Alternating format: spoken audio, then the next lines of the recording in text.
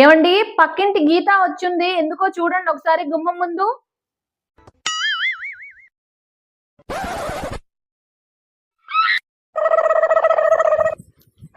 అబ్బా రిమోట్ అయితే దొరికేసింది. ఇప్పుడు నాకు ఇష్టం వచ్చిన సీరియల్ అయితే చూసేయచ్చు.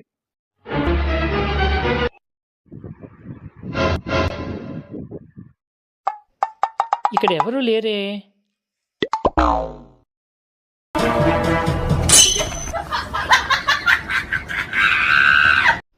ఇప్పుడు దీని రిమోట్ కోసం అడుక్కోవడం స్టార్ట్ చేస్తే నా మ్యాచ్ మిస్ అయిపోతుంది.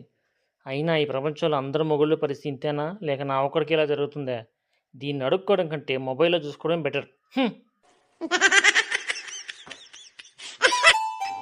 తరువాత రోజు ఏంటి రోజు నా కొడుకు ఇంత టైం అయినా కూడా రాలేదు. ఈ రోజు నా కొడుకు రావాలి. నా కోడలికి బాగా నా కొడుకు చేతిలో ఉంటది. నన్ను ఇంతగా సతాయిస్తుందా? రావాలి.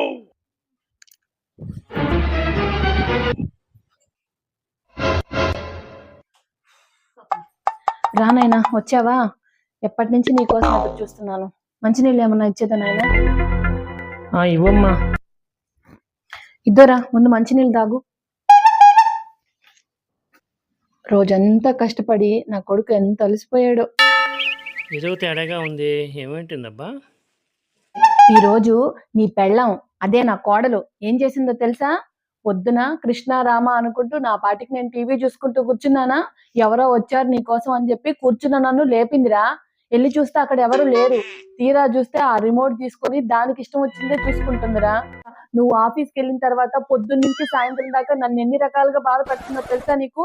ఈ రోజు ఏదేమైనా సరే నా ఎదురుగా నువ్వు నీ పెళ్ళాన్ని మందలించాల్సిందే, అది నేను చూడాల్సిందే. వామ్మో, ఇది మా అమ్మను కూడా వదలట్లేదురా బాబు. అమ్మా, ఇలాంటివన్నీ కొన్ని చూసి చూడనట్టు వదిలేసేయాలమ్మా. నువ్వు చూడాలనుకునే ప్రోగ్రామ్ ఇది మొబైల్లో చూసుకోవచ్చు కదా. నువ్వే దానికి ఎందుకమ్మా ఇంత గొడవ? ఇది నన్నే కాదు, మా అమ్మను కూడా వదలట్లేదు బాబోయ్. ఇది నా కొడుకుని కూడా తన కంట్రోల్లోకి అయితే తెచ్చేసుకునింది. చూస్తా చూస్తా. ఆ మరుసటి రోజు అబ్బా ఈరోజు మంచి ప్రోగ్రామ్ వస్తుంది. స్టార్టింగ్ నుంచి ఎండింగ్ వరకు ఎక్కడ మిస్ కాకుండా చూడాలి.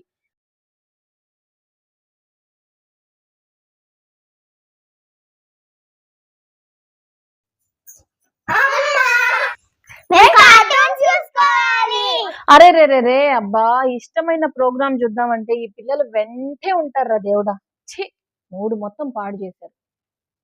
అబ్బా ఈ పిల్లల దగ్గర నుంచి రిమోట్ తీసుకోవడం, మా ఆయన దగ్గర నుంచి లేకుంటే మా అత్త దగ్గర నుంచి తీసుకోవడం అంత ఈజీ కానే కాదబ్బా. ఏం చేద్దాం, ఇవాళైతే ఇంతే.